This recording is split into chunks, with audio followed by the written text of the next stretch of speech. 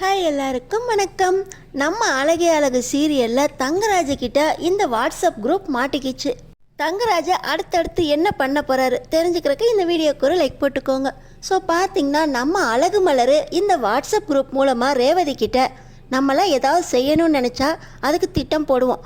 அந்த திட்டத்தை செயல்படுத்தலாம் அப்படின்னு நினைக்கிறதுக்கு முன்னாடி அதுக்குள்ளே டைம் ஆகிடும். சரி செய்ய வேண்டான்னு விட்டுருவோம். ஆனால் மதி அப்படி இல்லை. மதி ஒரு விஷயத்தை நினச்சான்னா உடனே செஞ்சிருவா. மற்றவங்களும் அதையே செய்யணும்னு நினைக்கிறா. மற்றவங்க செய்கிறதுக்கு ஐடியாவும் கொடுக்குறா அப்படின்னு மலர் ரேவதி கிட்ட சொல்ல, ரேவதியும் ஆமாம் அண்ணி, மதி மாதிரி இருக்கவங்க தான் நம்ம குடும்பத்துக்கு சரியாக வருவாங்க. மதி மாதிரி எல்லாருமே இருக்கணும் அப்படின்னு சொல்லி ரேவதி சொல்லிக்கிட்டு இருக்கும்போது பின்னாடி தங்கராஜ் எல்லாத்தையும் கேட்டுக்கிட்டு இருக்காரு. ஆனால் ரேவதி தங்கராஜை கவனிக்காமல் மலர்கிட்ட பேசிக்கிட்டே இருக்காங்க. உன் வீட்டுக்கார் இல்லையா அப்படின்னு மலர் கேட்குறாங்க. அவர் அதெல்லாம் இருக்கார் அண்ணி அப்படின்னு சொல்ல, அப்போ நான் ஃபோனை வைக்கிறேன் அப்படின்னு மலர் சொல்கிறாங்க. பரவாயில்ல அண்ணி, அவர் இருந்தாலும் இந்த விஷயம்லாம் அவருக்கு தெரியாமல் தான் பார்த்துக்க போகிறேன் அப்படின்னு ரேவதி சொல்லிக்கிட்டு இருக்கும்போதே, பரவாயில்ல இந்த விஷயம் உங்கள் அண்ணன்கிட்ட நான் சொல்லிடுவேன் அப்படின்னு மலர் சொல்லிக்கிட்டு இருக்கும்போது, சரி அண்ணி நேரம் ஆயிடுச்சு வைக்கிறேன் அப்படின்னு ரேவதி காலை கட் பண்ணிட்டு திரும்புகிறாங்க. பின்னாடி பார்த்தா தங்கராஜ் நிற்கிறாரு. யார்கிட்ட பேசிக்கிட்டு இருந்த அப்படின்னு தெரியாம மாதிரி கேட்க, நம்ம ரேவதி அது எப்பவும் போல் அண்ணி கூட தான் பேசிக்கிட்டு இருந்தேன். என்ன பேசிக்கிட்டு இருந்த? மதி மாதிரி இருக்கணும் அப்படின்னு, எங்கள் குடும்பத்துக்கெல்லாம் மதி மாதிரி ஒரு பொண்ணு தான் தேவை அப்படின்னு பேசிக்கிட்டு இருந்த மாதிரி இருந்துச்சு அப்படின்னு தங்கராஜ் கேட்குறாரு. உடனே ரேவதி அதெல்லாம் ஒன்றும் இல்லைங்க, எப்பவும் போல தான் அன்னிக்கிட்ட என்ன சாப்பாடு என்ன சமையல் அப்படின்னு பேசிக்கிட்டு இருந்தேன். இன்றைக்கி அப்பாவுக்கு உடம்பு சரியில்லை அப்படின்னு ஹாஸ்பிட்டல் கூட்டிகிட்டு போயிட்டு இருந்தாங்களாம். அந்த விஷயத்தை தான் சொன்னாங்க அப்படின்னு ரேவதி சொல்கிறாங்க. ஆனால் தங்கராஜுக்கு குழப்பம் தீரவே இல்லை. இவ முக்கியமாக எதையோ மறைக்கிறா. எப்போ பார்த்தாலும் ஃபோனில் யார்கிட்டையோ பேசிக்கிட்டே இருக்கா. நான் வந்தால் மட்டும் ஃபோனை கட் பண்ணிடுறா. இதை நான் கண்டுபிடிக்காமல் விட மாட்டேன் அப்படின்னு தங்கராஜ் ஒரே முடிவா, இப்போ நீ மலரணி கூட தானே பேசிக்கிட்டு இருந்த, எங்கே கால்லாக காட்டு அப்படின்னு மறுபடியும் ரேவதி கிட்ட கேட்குறாரு. நம்ம ரேவதியும் ரொம்ப தைரியமாக ஃபோனில் கால்லாக எடுக்கிறாங்க. ஆனால் தங்கராஜ் கேட்டது மலர் கூட பேசினாலா இல்லையான்னு சந்தேகப்பட்டு கிடையாது, ரேவதியோட ஃபோன் லாக் பேட்டர்னை பார்க்குறதுக்கு தான். அன்னைக்கு ரேவதியோட ஃபோன் எடுத்து லாக் பேட்டர்ன் ஒன்று என் பர்த்டேயாக இருக்கும், இல்லை பிள்ளைங்க பர்த்டேயாக இருக்கும் அப்படின்னு மூணையுமே போட்டு பார்த்துட்டாரு. ஆனால் ரேவதி ஃபோனில் கால் லாக் பேட்டர்ன் அது மாதிரி இல்லை. இப்போ மறுபடியும் ரேவதியோட ஃபோன் லாக் பேட்டர்ன் நம்ம ட்ரை பண்ணோம்னா மறுபடியும் லாக் ஆயிரும். அதை எடுக்கிறதுக்கு கஷ்டமாயிரும்.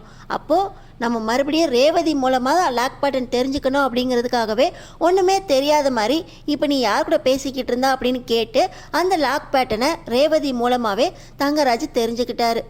ஆனால் ரேவதி தான் ஒன்றும் தெரியாத மாதிரி, பாருங்க நான் அண்ணி கூட தான் பேசிக்கிட்டு இருந்தேன் அப்படின்னு தங்கராஜை சமாளிச்சுட்டு, வாங்க சாப்பாடு எடுத்து வைக்கிறேன் அப்படின்னு சொல்லி 2 பேரும் சப்பாத்தி சாப்பிட்றாங்க. சாப்பிட்டு முடிச்சுட்டு நான் குழந்தைங்கள தூங்க வைக்க போகிறேன் அப்படின்னு சொல்லிட்டு ரேவதி மேலே ஏறி போயிடுறாங்க.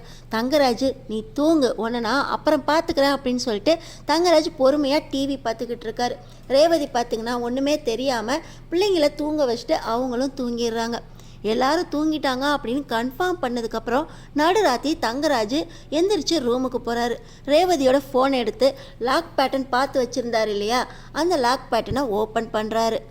கால் லாகில் அவங்க என் ஃப்ரெண்டுக்கிட்ட தான் பேசிக்கிட்டு இருந்தேன், புதுசாக ஒரு ஃப்ரெண்டோட நம்பரை என் ஃப்ரெண்டு சொன்னான், அந்த ஃப்ரெண்டுக்கிட்ட தான் பேசிக்கிட்டு இருந்தேன் அப்படின்னு விமலா கிட்ட சொன்னாங்க இல்லையா, அந்த விமலாவோட நம்பர் எங்கேயாவது பேர் போட்டு சேவ் ஆகிருக்கா அப்படின்னு ஃபஸ்ட்டு செக் பண்ணுறாரு.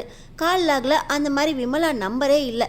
எல்லாமே மாற்றி மாற்றி அண்ணி, மலரணி, மதி இவங்க பேர் தான் இருக்குது. இவங்க 2 பேர் கூட தான் இவ பேசிக்கிட்டு இருக்கா. வேறு யார் நம்பரும் வரல. அப்போ இவ யார் கூட தான் பேசிக்கிட்டு இருந்திருப்பா?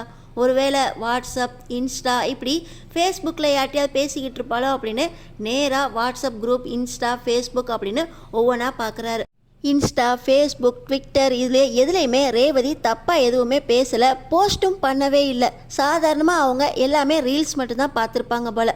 சரி வாட்ஸ்அப்பை பார்ப்போம், வாட்ஸ்அப்பில் அப்படி என்னத்தை தான் பேசியிருக்க போகிறா, எல்லாருமே தெரிஞ்சது தானே அப்படின்னு ரொம்ப கேர்லெஸ்ஸாக தான் வாட்ஸ்அப் குரூப்பை ஓப்பன் பண்ணுறாரு. வாட்ஸ்அப் குரூப்பில் பார்த்தீங்கன்னா எடுத்தோடனே பின் பண்ண மாதிரி ஒரு குரூப் இருக்குது. பின்னை ஓப்பன் பண்ண உடனே பார்த்தீங்கன்னா அதில் இருக்கிறது நம்ம மதி, மலர், ரேவதி 3 பேரும் சேர்ந்து ஆரம்பித்த ரகசிய குரூப் சீக்ரெட் அப்படிங்கிற பேரில் ரேவதி அந்த சீக்ரெட் குரூப்பை ஓப்பன் பண்ணியிருக்காங்க. பேசுகிறதே சீக்ரெட்டாக பேசுகிறீங்க, இதில் சீக்ரெட்டுங்கிற பேரில் யார் கூடடி பேசிக்கிட்டு இருக்கா அப்படின்னு தங்கராஜுக்கு கோவம் வந்துடுது. அந்த சீக்ரெட் குரூப்பை ஓப்பன் பண்ணி யார் யாரெல்லாம் இருக்காங்க அப்படின்னு ஃபஸ்ட்டு தங்கராஜ் பார்க்குறாரு. அதில் வேறு யாருமே இல்லை, மதி, மலர், ரேவதி 3 பேர் தான் இருக்குது. சரி, ரேவதி எதுவும் தப்பு பண்ணல, ஆனால் இந்த 3 பேரும் ஒன்றா சேர்ந்துக்கிட்டு என்ன தான் பேசியிருப்பாங்க அப்படின்னு பார்க்குறதுக்காக தங்கராஜ் ஒவ்வொரு சேட்டிங்காக ஓப்பன் பண்ணுறாரு. பார்த்திங்கன்னா ஒரு வாரம் முன்னாடி தான் இந்த குரூப்பே ஓப்பன் ஆகிருக்கு. தப்பு பண்ணல ரேவதி, நான் சந்தேகப்பட்டுட்டேனோ, தப்பாக தான் என் பொண்டாட்டியை நினச்சிட்டேனோ அப்படின்னு தங்கராஜ் ரொம்ப சந்தோஷப்பட்டுக்கிட்டே இப்போ என்ன பேசியிருக்காங்க அப்படின்னு ஃபஸ்ட்டுலேருந்து செக் பண்ணுறாரு. இந்த சீக்ரெட் குரூப் முத ஆரம்பித்த அன்னைக்கு தான் நம்ம மதிக்கு வேலை போயிருக்கு. வேலை போன அன்னைக்கு மலரும் ரேவதியும் மதிக்கு ஆறுதல் சொல்கிறாங்க. அப்போ மதி மூலமாக தான் ரேவதிக்கு வேலை போன விஷயம் தெரிஞ்சிருக்கு. நம்ம தான் சுரேஷுக்கு முதல்ல தெரிஞ்சிருக்கு, ரேவதிக்கு தெரிஞ்சிருக்கு, நமக்கு தெரியலைன்னு கவலைப்பட்டிருக்கோம். இந்த குரூப் மூலமாக தான் அப்போ ரகசியத்தை இவங்க உடைச்சிருக்காங்க. அதானே, மதிக்கு வேலை போன விஷயம் சுரேஷுக்கும் தெரியல, அவங்க குடும்பத்துக்கும் தெரியல, முதல்ல ரேவதிக்கு தெரிஞ்சிருக்கு அப்படின்னா மதி மூலமாகவே சொல்லியிருக்காங்களா? இந்த குரூப்பில் இதுதான் ஃபஸ்ட்டு மெசேஜா அப்படின்னு தங்கராஜ் பார்த்துட்டு அடுத்து என்ன நடந்திருக்கு, அடுத்து எந்த விஷயம்லாம் பேசியிருக்காங்க அப்படின்னு பார்க்குறாங்க. பார்த்திங்கன்னா நான் இந்த குழம்பு வச்சேன், அந்த குழம்பு வச்சேன் அப்படின்னு அடுத்தடுத்து இருக்குது. மதி டெர்மினேட் ஆனால் அடுத்த நாள் பார்த்திங்கன்னா மதியை ராஜலக்ஷ்மி சமையல் செய்ய சொல்லி மதி பார்த்திங்கன்னா தயிர் சோறும் ஊறுகாயும் வைக்கலாம் அப்படின்னு ரேவதி ஐடியா கொடுத்த அந்த மெசேஜ் இருக்குது. குடும்பத்தில் ஒரு பொண்ணை சமையல் செய்ய சொன்னால் இவ தயிர் சோறையும் ஊறுகாயும் வைக்க சொல்லி ஐடியா வேற கொடுக்குறாளா? நல்ல பொண்ணு. ஆனால் இந்த பிரச்சனையெல்லாம் நமக்கு தெரியாமல் போச்சே அப்படின்னு தங்கராஜ் பார்த்திங்கன்னா அடுத்த மெசேஜை வாசிக்கும்போது இப்போ நம்ம மலர் சாப்பிட்டுக்கிட்டே ரேவதிக்கு ஒரு மெசேஜ் அனுப்புனாங்க. பார்த்தீங்களா, மதி ரொம்ப நல்லா தான் சமைச்சிருந்தா, ஆனால் மதியோட சமையல் நல்லாவே இல்லை, இதுக்கு மலர் சமையலே தேவலாம் அப்படின்னு உங்கள் அப்பா சொன்னார். உங்கள் அப்பா கிட்ட நானே அப்புறம் மறுபடியும் கேட்டேன், என்னைக்காவது இதை நீங்கள் என்கிட்ட நேரடியாக சொல்லியிருக்கீங்களா மாமா, மலரோட சமையல் நல்லா இருக்கு அப்படின்னு ஒரு வார்த்தை சொல்லியிருக்கீங்களா மாமா அப்படின்னு மலர் நானே கேட்டேன் உங்கள் அப்பா கிட்ட அப்படின்னு பேசின விஷயத்த ரேவதி கிட்ட சொன்னது அந்த வாய்ஸ் நோட்டை தங்கராஜ் கேட்டுடுறாரு. ஓஹோ, மலர் சமையலே நல்லா இருக்கு, மதி சமையல் நல்லா இல்லை அப்படின்னு இந்த விஷயம்லாம் நடந்திருக்கு. வீட்டில் என்னென்ன விஷயம் நடக்குது அப்படின்னு ரேவதி கிட்ட மலரும் மதியும் ஒன்றா பேசியிருக்காங்க. குடும்ப விஷயத்த பேசுகிறதுக்கு தான் இந்த சீக்ரெட் குரூப்பை ஆரம்பித்து வச்சிங்களா? இன்னும் என்னென்ன திருட்டுத்தனம் பண்ணியிருக்கீங்க அப்படின்னு சொல்லி தங்கராஜ் அடுத்த மெசேஜை படிக்கிறாரு. அன்னைக்கு பார்த்தீங்கன்னா நம்ம ராஜலக்ஷ்மி அண்டர்வேரை துவைக்க சொன்ன விஷயம் நம்ம ரேவதி கிட்ட ராஜலக்ஷ்மி பேசினாங்க பார்த்தீங்களா? அந்த விஷயத்த ரேவதி மதி கிட்ட சொன்னாங்க. உங்களுக்கு விஷயம் தெரியுமோ தெரியாதோ எனக்கு தெரியல, உங்கள் அப்பாவோட இன்னர் வேற என்னை துவைக்க சொன்னாங்க, கையில் துவைக்க சொன்னதுனால அந்த பிரச்சனை பெருசாயிருச்சு. அத்தை உடனே பாக்கியராஜுக்கும் சுரேஷுக்கும் கால் பண்ணி உடனே வாங்கடா, இங்கே மலரே என்னை எதிர்த்து பேசுகிறா, நீங்கள் உடனே வாங்க அப்படின்னு ராஜலக்ஷ்மி அத்தை சுரேஷுக்கும் பாக்கியராஜுக்கும் கால் பண்ணிட்டாரு. ஆனால் மலர் அண்ணி மறுபடியும் சுரேஷுக்கும் பாக்கியராஜுக்கும் கால் பண்ணி நீங்கள் உங்கள் வேலையெல்லாம் விட்டுட்டு வர வேண்டாம், சாயந்தரம் வந்து இந்த விஷயத்த பேசிக்கலாம் அப்படின்னு ஃபோன் பண்ணிட்டாங்க. அதுக்கப்புறமா தான் ராஜலக்ஷ்மி அத்தை வீட்டுக்கு வந்ததுக்கப்புறமா இதே பிரச்சனையை ஆரம்பித்தாங்க. ஆனால் பாக்கியராஜும் சுரேஷும் ஒன்று போல் இந்த மாதிரி விஷயத்தெல்லாம் நாங்கள் செஞ்சுக்கிறோம், அப்பாவையும் அவங்க துணியை அவங்களே துவைச்சிக்க சொல்லுங்கள் அப்படின்னு சொல்லிட்டாங்க அப்படின்னு இந்த விஷயத்த மதி ரேவதி கிட்ட சொல்ல இந்த விஷயமும் அப்படியே ரெக்கார்ட் ஆகிருக்கு. அதையும் தங்கராஜ் கேட்டுறாரு. சீ, இந்த மாதிரி விஷயத்த கூடவா இவங்க பேசுவாளுங்க? அத்தை ராஜலக்ஷ்மி, நீங்கள் சரியான ஆளாக தான் இருக்கீங்க. மாமனாரோட அண்டர் வேற மருமகளை துவைக்க சொல்லுவீங்களா? இந்த மாதிரி எங்கள் அம்மா ரேவதியை துவைக்க சொன்னால் சும்மா விட்டுருவீங்களா? ஆனால் நல்லா தான் இருக்குது, இந்த விஷயத்தெல்லாம் தெரிஞ்சு வச்சுக்கிட்டு தான் ரேவதி கமுக்கமாக இருக்காளா? வீட்டில் பிரச்சனை நடந்துக்கிட்டே தான் இருக்கா, இந்த விஷயம் ஏன் காதுக்கு வரலையே அப்படின்னு தங்கராஜ் யோசிக்கிறாரு. ஆனாலும் தங்கராஜுக்கு ஒரு சந்தோஷம், இந்த மாதிரி மதியும் மலரும் அவங்க விஷயத்தை தான் மாற்றி ரேவதி கிட்ட சொல்கிறாங்க. ரேவதி அதுக்கு சரியான தீர்வை சொல்லியிருக்கா, இல்லை அந்த விஷயத்தை தெரிஞ்சுக்கிட்டு அமைதியாக இருக்கா. நம்ம வீட்டில் நம்ம நடந்துக்கிறதையும் நம்ம அம்மா நடந்துக்கிறதையும் ஒன்றுமே இந்த மாதிரி தப்பாக மலர்கிட்டேயோ மதிக்கிட்டேயோ சொல்லலையே. நம்ம யார்? தங்கராஜாச்சே. தங்கராஜோட குணம் தங்கம் மாதிரி, இந்த மாதிரி தப்பே செய்ய மாட்டோன்னு நம்ம பொண்டாட்டி ரேவதிக்கு தெரியும். அதனால தான் ரேவதி நம்ம குடும்ப விஷயத்த மலர்கிட்டையும் மதிக்கிட்டையும் சொல்லலை. என் பொண்டாட்டி பரவாயில்ல அப்படின்னு தங்கராஜ் காலரை தூக்கி விட்டுக்கிறாரு. அடுத்த நாள் அடுத்து என்ன மெசேஜ் இருக்குது? இவளுக்கு என்ன தினம் நடக்கிற 1 மணி நேரத்துக்கு ஒருக்க நடக்கிறதெல்லாம் பேசிக்குவாளுக போலையே அப்படின்னு சொல்லி அடுத்த குரூப் சாட்டை பார்க்குறாரு. நம்ம மலர் காலையிலேயே ரேவதிக்கு இந்த குரூப்பில் சீக்ரெட் குரூப்பில் சேட் பண்ணியிருக்காங்க. ரேவதி, இப்போ நாங்கள் எங்கே இருக்கோம் சொல்லு, நானும் மதியம் ஒன்றா வாக்கிங் போய்கிட்டு இருக்கோம் அப்படின்னு சொல்ல, உனக்கு பொறாமையாக இருக்கா அப்படின்னு மலர் பேசிக்கிட்டு இருக்க ரேவதி அந்த வாய்ஸ் நோட்டை பாதியிலே கட் பண்ணியிருக்காங்க. அது எப்படி மலரும் மதியம் ஒன்றா வாக்கிங் போயிட்டுருக்காங்கன்னு சொல்லியும் பாதியிலே கட் பண்ணியிருக்கா?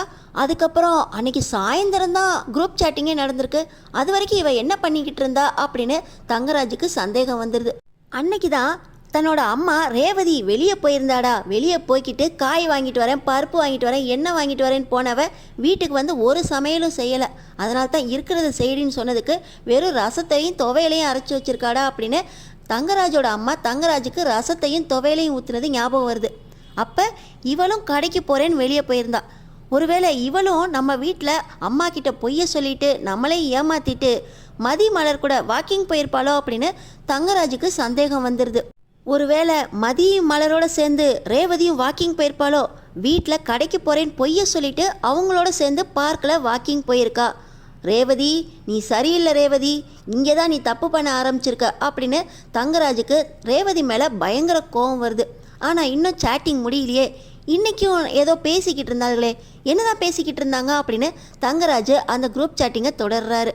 பார்த்திங்கன்னா நம்ம மலர் ரேவதிக்கு கால் பண்ணி, ரேவதி இன்றைக்கி நான் எங்கே போயிருந்தேன் தெரியுமா, எங்கள் அம்மா வீட்டுக்கு போயிருந்தேன், உங்கள் அப்பாவுக்கு உடம்பு சரியில்லை அப்படின்னு பாக்கியராஜ் என்னை உங்கள் அம்மா வீட்டுக்கு கூட கூட்டிகிட்டு போக முடியாது அப்படின்னு அவங்கள ஹாஸ்பிட்டலுக்கு கூட்டிகிட்டு போயிட்டாங்க. அந்த நேரத்தில் தான் மதி எனக்கு உதவி செஞ்சு அவங்க போயிட்டு வர்றதுக்கு 3 மணி நேரத்துக்கு மேலே ஆகும். அந்த நேரத்தில் நீங்கள் வேணால் உங்கள் அம்மாவை பார்த்துட்டு வந்துடுங்க, வீட்டில் சமையலை நான் பார்த்துக்கிறேன் அப்படின்னு சொன்னான்.